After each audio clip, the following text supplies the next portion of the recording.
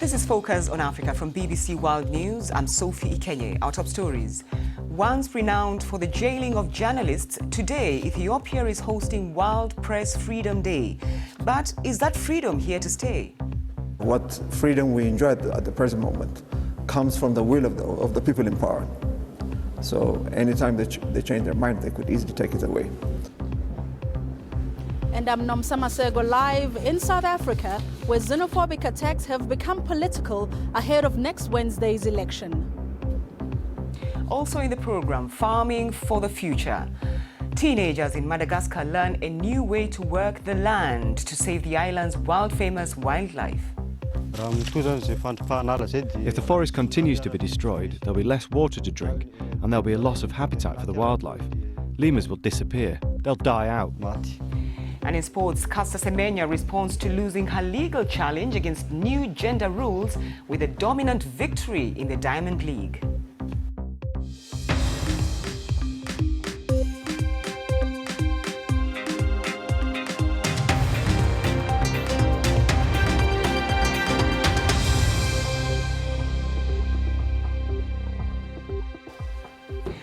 Thanks for joining us on Focus on Africa from BBC World News. Ethiopia is hosting the World Press Freedom Day for the very first time. It's a dramatic change for a country that only a year ago was considered among the worst jailers of journalists on the continent. But since coming into office over a year ago, Prime Minister Abiy Ahmed has overseen widespread reforms, including the freeing of many journalists and bloggers. Media houses that were once banned and operated in exile have returned and now operate freely. But as the BBC's Emmanuel Igunza reports, there are still concerns about oppressive media laws in the country's constitution. There's a wave of change sweeping across Ethiopia, and it's caught up with red stations like Ahadu FM here in the capital Addis Ababa. The FM radio station is making a name for itself as an independent and bold voice, ready to tackle political and social issues without fear. All of this due to reforms brought in by new Prime Minister Abiy Ahmed. The change is very good, but there is no such certainty in Ethiopia nowadays, because the dust is in the air still now. We think we are in honeymoon with the government. Since coming into office last April, Prime Minister Abiy has overseen the release of hundreds of political prisoners, including journalists and bloggers. Media houses that were once operating in exile are now back in the country, while hundreds of blocked websites are now accessible to the public again. Dozens of newspapers and magazines have also been launched in Ethiopia in recent months. But just a year ago, things were very different here in Ethiopia. For years, the country was categorized as one of the worst jailers of journalists in the continent, constantly languishing in the bottom quarter of the World Press Freedom Index. But in 2018, it was ranked as the best improved country in the world on media freedom, jumping 40 places to position 110. Yet there are still concerns that the country still maintains in its legal system oppressive laws like the anti-terrorism legislation and media bill that have previously been used to clamp down on journalists. Prime Minister Abiy Ahmed, however, insists he is committed to a free and robust press in the country. What freedom we enjoy at the present moment comes from the will of the people in power. So anytime they change their mind, they could easily take it away. This is not freedom that has been ensured by a system. Despite the criticisms, others believe the new administration should be given a chance to solidify the reforms. They are doing a good job, I think. Yeah, because the civil society law is already amended, the anti-terrorism law has progressed, and there was a final consultation recently. They're also working on the media law, and I think we need to give them a little bit of time. Across the world, press freedom is under threat, with hundreds of journalists killed or imprisoned. But the recent changes here in Ethiopia offer hope that with political will, democracy and media freedom are still possible to achieve. Emmanuel Igunza, BBC News, Addis Ababa. And in a joint statement on World Press Freedom Day, diplomats from the EU, US and another 14 countries have raised alarm about Uganda's clampdown on media freedom and protests. This is after the arrest of popular rapper turned opposition MP Robert Kyagulanyi, also known as Bobby Wine. Now, the statement came after the Uganda Communications Commission called for 13 radio and television stations to suspend their new news editors, producers and heads of programming over their coverage of Bobby Wine's arrest on Monday. Now, on Wednesday, South Africa will head to the polls for parliamentary and provincial elections. But independent observers want assurances from the government that they'll be protected against xenophobic violence if they are posted in areas which are prone to attacks. It follows a recent spate of incidents on refugees and migrants which have prompted condemnation from the leaders of the three main parties. Well, let's go straight to the BBC's Nomsa Maseko in Johannesburg. And Sophie, those utterances could well spark a diplomatic row between South Africa and Zambia, because the person who made that comment is hailing from Zambia and is the foreign minister there. And those comments have been dismissed as a lot of noise and have by they've been dismissed by Bheki Cele, who is the police minister in this country and who also says it is an exaggeration.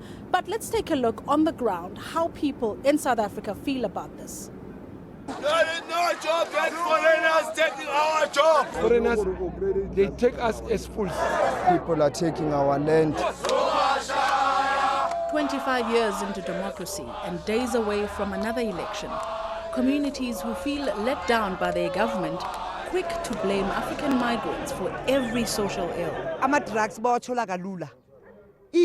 Foreigners are bringing drugs and weapons to our poor communities. We don't want them here. We are not xenophobes, we just don't want them here. And it's these attitudes that have become useful to politicians desperate for votes. Almost all political parties have made the presence of foreign nationals in the country a campaign issue to some degree. If we can see these politicians being held to account, being fined, taken to court, for inciting, this hatred, against, migrants, then we are going to begin to say, now we are dealing with, xenophobia. So one of our biggest problems, is that the government talks the talks but cannot walk the talk. They say a lot of good things, but they are not doing anything about it. A recent Human Rights Watch report has raised concerns about the lack of arrests for crimes committed against immigrants in the last decade. We have established through research that there has been no focus on thorough investigations, arrests and accountability for the crimes of xenophobia. So since 2008, we have had successive cycles of xenophobic violence, but very little has been done to hold the perpetrators accountable. And it's that lack of accountability and reckless political statements that could change the way young people vote. So the moment you make racial or you make, xenophobic statements about other people, you're saying to me that you don't want to see South Africa growing. What you want to do is to sort of like kick out other foreigners, and some of them, they're investing here. Politicians just need scapegoats, and people from other countries, immigrants, are always scapegoats. No African is a foreigner in Africa. It doesn't matter whether they come from Zim or Ghana or wherever, this is home. Africa unite! Africa unite! Some may not agree with this statement, but it's voices like these that need to be heard to drown out negativity against African migrants. Nomsa Maseko, BBC News, Johannesburg. Well, some positive utterances we heard there from students here in Johannesburg who do tell us that they do want to see a united Africa. And now joining us is Sahid Fura, who is originally from Somalia but has been living in South Africa for quite some time now. Now, after hearing such utterances made, do you think that the future is positive for African migrants living in South Africa? Thank you, Nomsa. I feel quite very positive, just to begin fleeing the war that wrecked in Somalia almost 21 years, and running and fleeing the war through very difficult and risky journey. I came to South Africa and took up a refugee, and I found South Africa quite hospitable and also a bit of challenge. So staying and living in South Africa is really, I feel quite positive. And having lived in South Africa for 21 years, you have now become a naturalized citizen, which means that this is going to be your first time voting in this election next Wednesday. And how do you think that you are represented here? Absolutely, fully represented. I feel very excited and hopeful that the nation's leadership and the direction it is taking, and hopefully they will address the challenges that some of the migrants are facing, all these xenophobic things and crime that is actually killing a lot of innocent people. Well, Saeed Fura there joining us live from Johannesburg. He's been living in South Africa for 21 years and is looking forward to be voting in next Wednesday's election. It's back to you. All right, Nomsa Maseko for us there in Johannesburg. Thank you. Let's now take a quick look at other stories making headlines across Africa and the rest of the world. A member of Sudan's ruling military council has told the BBC that the armed forces will not accept a civilian majority on an interim power-sharing council. Lieutenant General Salah Abdel Khalek said he would perhaps go as far as equal representation, but no further. Talks between the military and the opposition remain deadlocked. Meanwhile, huge numbers again joined protests in Khartoum calling for a civilian administration. The World Health Organization says it expects the numbers of deaths from the Ebola virus in the Democratic Republic of Congo to exceed 1,000. The outbreak, declared in the eastern DRC last August, is already the second deadliest in history. And the WHO's Deputy Director General said efforts to control it were being hampered by the continued violence in the region. Now, troops in Benin are maintaining a clampdown on protests after 2 days of post-election violence that left up to 3 people dead. Soldiers broke up demonstrations with gunfire on Thursday. Parliamentary elections last weekend were marked by low turnout and widespread anger at changes to electoral rules that effectively barred opposition parties from fielding candidates. Now, health authorities in Mozambique have declared a cholera outbreak after discovering 14 cases of the disease in the northern province of Cabo Delgado, a week after Cyclone Kenneth struck. Now, the region was one of the worst hit areas, and despite aid only just trickling in, officials say they are ready to tackle the situation. BBC Africa's Lebudi Seko is in the port city of Pemba in that same province. She sent this report.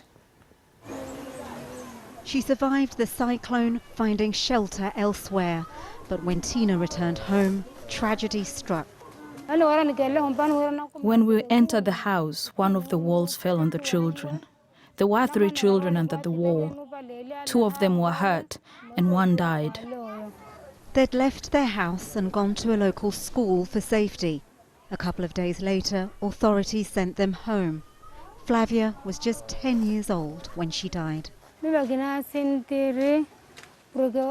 feel very sad because I have lost a child and because I have lost everything. I have to borrow all my clothes from a neighbor. Everything we owned got washed away, and now I feel ill. A cyclone's never hit this far north. It's shattered families and whole communities here in Pemba. The road to recovery will be long. The waters between Mozambique and Madagascar are warmer than the open waters of the Indian Ocean, and temperatures in southern Africa as a whole are warming twice as fast as the global average. Now, the UN told me that the link between climate change and these 2 unprecedented cyclones here in Mozambique is still debatable. But what is not in debate is that if temperatures keep on rising, events like this are likely to happen more and more. And with so much water comes the risk of disease. This centre's treating people with cholera and trying to stop any more infections. So far, it's been confirmed that 17 health centres have been destroyed.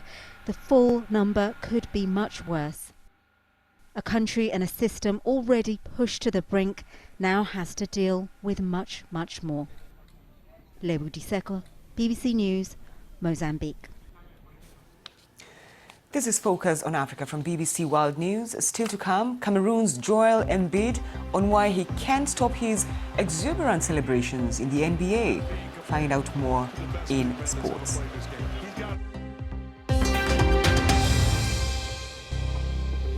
I'm Sophie Ikenye and you're watching Focus on Africa from BBC World News. The top stories on this program: Ethiopia has been hosting a major conference to mark World Press Freedom Day.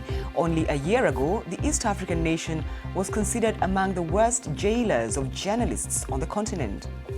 Health authorities in Mozambique have declared a cholera outbreak after discovering 14 cases of the disease in the northern province of Cabo Delgado, a week after Cyclone Kenneth struck. The famed wildlife of Madagascar could be on the verge of being lost forever. That's the warning of an international team of scientists who are calling on the country's new government to address the drastic continuing loss of its unique natural habitats. Well, the BBC's Victoria Gill has been in Madagascar to meet a group of teenage farmers who are taking the future of the rainforest into their own hands. A tropical sanctuary, home to wildlife that lives nowhere else on Earth.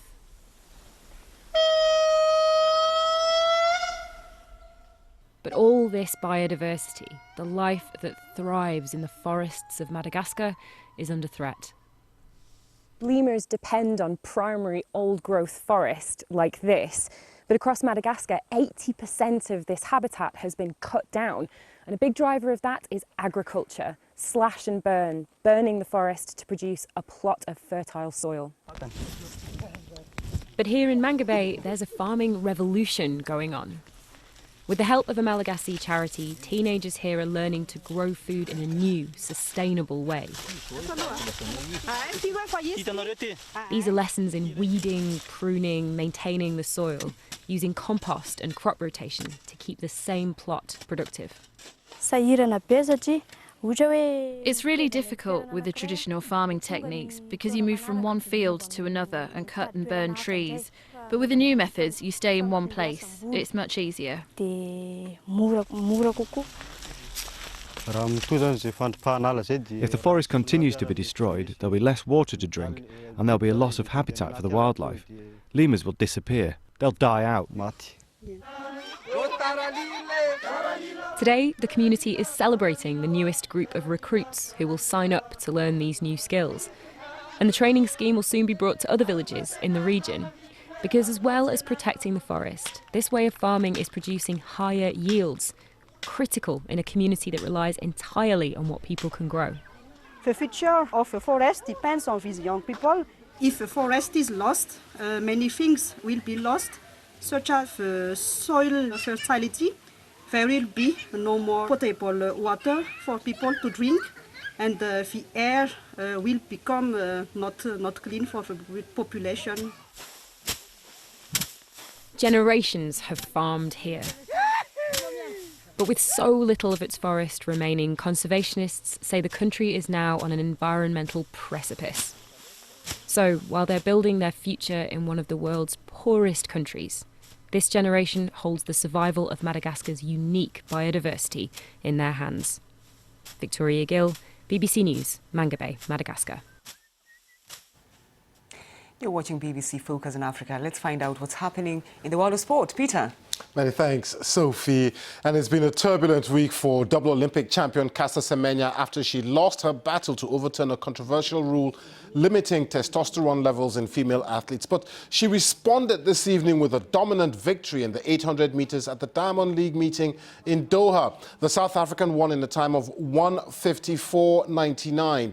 It's her last 800-meter race before she must begin to take medication if she wishes to compete over the distance in the future. Football now, and I'm afraid it's bad news for Guinea midfielder Naby Keita. The 23-year-old has been ruled out for 2 months with an abductor injury, meaning he will likely miss the Africa Cup of Nations in June. Keita picked up the injury in Liverpool's 3-0 loss at Barcelona on Wednesday. Keita has just started to see an upturn in his Liverpool career after an indifferent start to his time at Anfield. And his manager says he's really unlucky. Really unlucky. Huh? So bad news. He has a high-grade adductor injury with the tendon is ruptured, which keeps him out for at least, I would say, 2 months. So bad news for us, obviously, but bad news for Guinea as well, because the African Cup of Nations is coming up. It wasn't a really good moment, really, really good moment, but happened. That's all. Lille and Ivory Coast Nicolas Pape has been nominated for Players Player of the Year award in France. He faces stiff competition, though, from Brazil's Neymar, France's Kylian Mbappe, and Argentina's Angel Di Maria, who all helped Paris Saint-Germain retain the French league title. This season, the 23-year-old has scored 20 goals in 35 matches for Lille, who was second in Ligue 1 with 4 games to play. He also scored on his last appearance for Ivory Coast in March as they beat Rwanda 3-0 in their final Africa Cup of Nations qualifier. Now, the second leg matches in the semi-finals of the African Champions League take place this Saturday, and it's all to play for Mamelodi Sundowns and TP Mazembe as they try to overturn deficits against Wydad Casablanca and Esperance. It looks like we've got some exciting games lined up there. The aggregate winners qualify, of course, for the final, which will be played over 2 legs. To the NBA now, and Cameroon forward Joel Embiid has gradually, or rather is gradually gaining a reputation with the fans for his outlandish celebrations for the Philadelphia 76ers, who have a narrow edge in their Eastern Conference semi-final series with the Toronto Raptors. They lead 2-1 in the best-of-7 clashes after a 116-95 win on Thursday. 33 points and 10 rebounds from the Cameroonian, and he says he could never take his celebrations out of his game. I think for everybody that knows me, I need it. When I have fun, my game just changes. I'm always told that if I don't smile during the game, I'm either having a bad game or I'm not into it. When I know that to get my game going, I gotta have fun on the court. At the same time, I gotta make plays. That part of the theatrics, it has to happen for me. Finally, a team from the Democratic Republic of Congo is taking place in this year's Street Child Cricket World Cup. The 4-day tournament begins in Cambridge here in the UK on Saturday and ends with the final at the home of English cricket, Lords, next Tuesday. According to the organisers, the mixed-sex team tournament offers the opportunity to publicise the plight of these children and try to stir the consciences of governments and international bodies around the world. Sophie? That's your sports. Thank you, Peter. Thank you. Before we go, a quick look at our top story today on Focus on Africa. Ethiopia is hosting the World Press Freedom Day for the very first time. It comes as diplomats from Europe, the US, and other countries have criticized the Ugandan authorities' decision to suspend dozens of journalists on allegations that they had breached minimum broadcasting standards. Uganda's media regulator ordered 13 television and radio stations to suspend 39 staff, including some senior editors. Now, the move has been seen as a punishment for stations that had broadcast this week's arrest of the pop star turned opposition MP Robert Changulanyi, also known as Bobby Wine. He's been released on bail. Well, don't forget you can get in touch with me and some of the team on Twitter. I'm at Asikenye. That's Focus on Africa for now. Thanks for your company. Bye-bye.